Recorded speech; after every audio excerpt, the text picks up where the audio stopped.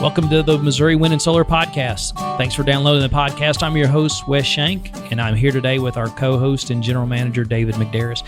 Each week, we review the latest, greatest happenings in wind and solar and how they will impact you and your alternative energy projects. If you'd like more information about anything you've heard or about to hear on the podcast, check out all of our educational resources at windandsolar.com. That includes well over 300 links to YouTube videos that we've done. You can also reach out to our Seymour, Missouri-based sales team at 417-708-5359. And you can email them at sales@windandsolar.com. Somebody will get back with you on that. If you really want to go in depth, come to our hands-on workshop in Seymour, taught by David McDaris as he sits here and gets ready for me to zing him on questions here. And you can get all the details on that at our website, windandsolar.com. You can sign up, you and a buddy, and you guys can come together and enjoy. David will even buy you a Subway sandwich while you're here. It's very nice, very nice. So today, let's talk about how you need wind in off-grid applications. This one's kind of near and dear. Yeah. Because I have been learning that. We have just, I want to say not yet, but we're pretty close to having completed our first full year off-grid. Really close. Yeah, you'd be right on the cusp. Yes. So. And now we only had the wind turbine up since, I think we did that in May. Yeah, April, May, it was hot. And it was at least, already. Well, more specifically, it wasn't so freaking cold that we could go there. They were like, we don't want to do that then. But let's talk about that and how that comes into play. And I have to tell you, the interesting thing here is we do the math on, and I know we're going to talk a lot about my place today, but I've got the capability to generate somewhere in the neighborhood of 15 kilowatts with all the panels I've got. Right, per hour. Per hour, yeah, 15 kilowatts per hour. But we've also got one of our SkyMax wind turbines up, and you'll have to tell me on that because I don't remember. It's a dual. It's a Frontier, yeah. And it's capable of? It's the 48 volt. It's the 2,000 watt. Capable, if your battery bank was not full, if your solar was not keeping it full, you're going to see about how we have yours designed. You're going to see about 5 to 7 kilowatts a day of production on that unit. And by the way, we actually had the night of the big bomb cyclone. Yeah. It cranked up 3,100 on that day alone. So it was doing what it was supposed to do. And the thing is, when we talk about my system, the big challenge is with the panels that we've got, it doesn't leave a lot of room. Right, on average. And that's exactly right. And that's exactly how we have it designed. We designed it that the solar is the primary, and this is just a complement. This is just to help supplement when that solar, because as Wes will tell you, we had 7 days the solar did not do what it was designed because of the inclement weather we had. It still did some, it just needed help, and that wind turbine was able to come in and give some help on that deal. And that's really where I think it finally solidified in my head how you need to design a system, and the how and the why is that we talk about days of autonomy in your batteries, how much battery you need. There's not a day that generation doesn't happen. Right. It's happening every day. Yeah. Something's going on. Yeah. And so even if you have a rainy day, my arrays are kicking out at least a couple hundred watts. Yeah. There's still UV getting to the panels. The thing there is that your panels are still producing. And then if your wind turbine is producing, you don't necessarily have to fill the bank up every day, which is what happens with my panels when it's sunny. Right. This morning. Yeah. You got to drop my system down to 20%. And by 12 o'clock, we'd be back to 100% and just kind of, floating along until the evening. But if you've had several days like we had where there's not a lot of sun, but typically if there's not a lot of sun, there's going to be some wind. Right. Is that your battery storage kind of stair steps its way down. Right. And so the first day you may drop down like on a daily when I'm looking at, and I'm just using my battery percentage. When I get up in the morning and go out, we're probably about 60% on any given, and we don't hold back, we run a heat pump, we run crystals, And I say that Crystal actually is the one who does the laundry at the house. It's not a sexist thing. She won't let me wash her clothes because I don't do it right. So we've got electric dryer because we have so much capacity. Right. And so when we get up and have gone through this normal evening, we'll be down about 60%. And so if we did that and the next day there wasn't a lot of solar and we had some wind, I might only bounce back up to 80%. Right. But that's still stair-stepping your way down. So if the next day, if you go through it again, okay, and you drop to 50%, well, then maybe you only come up to 70. But it's not a straight decline Right. to where you're losing battery, X amount of percentage every day. And so you only have so much time. It really is. And that's where the wind turbine really comes into its own then, is because, like at our place, the house just resting, I think now with the 2 Solarcs in, it's a little bit higher now.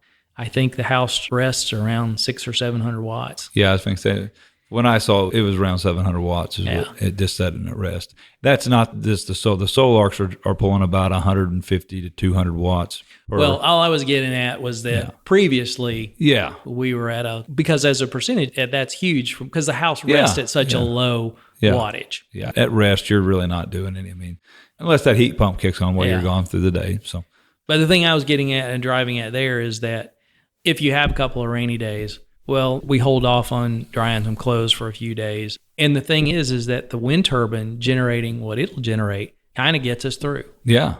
A lot of times in an off-grid situation, it will. I'm not going to say Wes is the exception to the rule, but Wes's house is, besides the giant solar array that's setting out beside his house and the turbine that's set on the other side of the home, Wes's home is and acts exactly like any gridded home. It is wired the same way. We changed no wiring. It's wired just like the regular home. Just the power of production is made by him versus the grid, And in a lot of cases, people are using their critical loads, right? Even in an off-grid situation, they're not running full loads like this. And that wind turbine has a really good effect on that. Wes has got a very large battery bank, and it's something like, I'm going to get it wrong, but I think it's like 72 kW. 64. Yeah, it's big. 64 usable. Yeah. So only taking it down to 20%. So it's a big battery bank, and we got a 2,000 watt turbine that's capable of producing about 5 to 7 kilowatts a day on that. But that's not even 10%. We can't even get 10% back into that battery bank. But like Wes just said, if we could put 10% in there on that stair step, that's a huge deal. Yeah. Where he was maybe only going to get to 70%, now he gets to 80%. And that may be just enough to keep him to have to fire any other generation. Right. Which would be, in his case, would be a generator, And all off-grid applications should have a backup generator of some sort just in case, and that's just the way off-grid is designed to work, So Sam would tell you that. He's also off-grid here. Wes is a little bigger than Sam's installation, but Sam's done it for many years, and he would tell you the same thing. Yeah, it is on principle. You never want to use it, but it's the old, well, I won't say where this originated from, but it's to have it and not need it than to need it and not have it. That's right. That's right. That's one of the big things there is that, and the wind turbine, our wind turbine is just on one of our 40-foot towers. Which is a great tower, by the way. It's a very great. Not just one of our towers, one of the best towers that you're going to actually see right now. So. It is very, very nice. It's just awesome. And it looks great. That's looks great. One of the best things about it. Easy to put together. I didn't actually put it together, but Wes and Wyatt did, and they did it in a matter of a couple hours. It was an afternoon. It was just a 2-hour afternoon for those two guys. And then Wes and we were the first ones to start trying to install it. And we picked the thing up by ourselves and walked it right where we needed to walk it to, So, and I'm going to tell you, having helped with that 65-foot tower, this is way easier, way easier. And with the jib that comes with it, and just a regular, even a half-ton pickup, and there's nothing hard about it anymore. You just pull it right up, So anyway, the wind is a incredible supplement, and now is really one of the times to get it too. Yes. Yeah. Right now, we're in wind season right now, and we'll be all the way and through about the middle of May is when you'll start seeing wind season start to die away. That's all due to thermals. As it starts to heat up, we're not getting those rapid heating and cooling days. Well, and then too, you got the longer days period. Yeah, you got the longer solar, days. which will give you a lot more generating capability. And then it kicks back in about September, as the weather starts to cool, the days get shorter. So there's only a very narrow window when you really look at it that you might not need to have your wind turbine up and running. And I would tell you that you always need your wind turbine up and running, because there's going to be days that it's going to be cloudy, even in the middle of the summer, and those days will have wind. So yeah, so far we haven't pulled ours down. It's about due. Yeah. We're going to be due here in a little bit. We'll pull it down when it warms up a bit. March, April, we'll pull it down. And when we pull it down, we're just going to check for some different things. We're going to check to make sure all the connections are still good. We're going to check to make sure that the blades and the nut is at the proper torque specs down on the nut, on the hub spacer stabilizers. There's things of that nature. And then we'll raise it right back up and it'll be going again. So yeah, we actually did you see that video from the customer who just put one up? I did not. I did not. I think I had to Crystal's see got that. it. Yeah. That was very cool. Yeah. They were loving it. They had the exact same experience we did, which was went together like a breeze. And what was funny, we were laughing about, Crystal and I were watching it, is if you remember when it gets where that non-hinge leg is about 4 or 5 feet from touching the... Yeah. Everybody's like, here it comes. Yeah. Get ready. It's about, and and it just does that slow. And then it comes down to 4 inches, and then you have to just kind of, and then it thump. Yeah, I think we actually had to lean on it a little bit. Yeah, and it just, you would think it's well over the 45 degree, and you think it's going to fall any time, and it's just like, nope. Come crashing down. I mean, you could have had your hand on the foot that's coming down, and it wouldn't have smashed your hand. I mean, it was crazy. In the same way, taking it down, we thought, well, we'll have to push it 4 or 5 feet before it pushes over. That's not true either. Once it goes about 5 to 6 inches past vertical, it's going. I mean, so you better be attached to it because it's going over. But it doesn't just want to fall over either. It just wants to go very slowly. Yeah, and I'm sure one of our engineering folks could come in and tell you the weight of that wind turbine moving along there is a lot to begin with, and it's nothing, and then it's it's very cool. Very cool. Yeah. Okay. Well, anything else we need to kind of touch on about that? No, I would just say sooner than later. I mean, wind turbines, right now, the supply chain is pretty good on those. There again, as we know, the supply chain can change at a moment's notice. And you can't do wind turbine without batteries. Right. And we talked in our previous podcast about how batteries are going. So take that under advisement. If you already currently have a battery bank, and we can do our wind turbines paired with our charge controller, and we'll pick the right charge controller for your battery chemistry. We can do any style battery chemistry. I mean, anyone on the market, there's not a battery chemistry on the market that we can't do with our selected charge controllers. Okay. All right. Well, thanks for tuning in. I think we've knocked it out of the park. And again, thanks for checking the podcast out, and we'll get you more information here shortly, and keep the podcast coming. Thanks a lot. Thank you for downloading and listening to the podcast today. If you have a question you'd like to hear us discuss on the podcast, or just want to say hello, email us at radio@windandsolar.com. As always, check out our store at windandsolar.com and buy some stuff.